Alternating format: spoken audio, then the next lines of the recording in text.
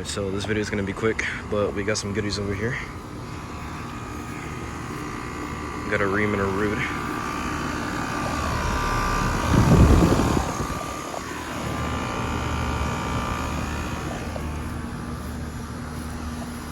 Got ourselves some Nordyne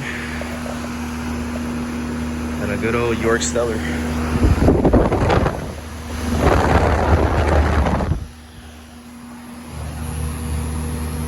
Can't even tell what that is anymore.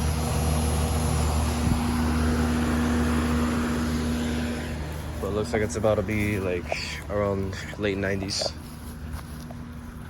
And then finally we got some units that are off. Alright, well, thank you guys for watching. Hope you enjoyed the video.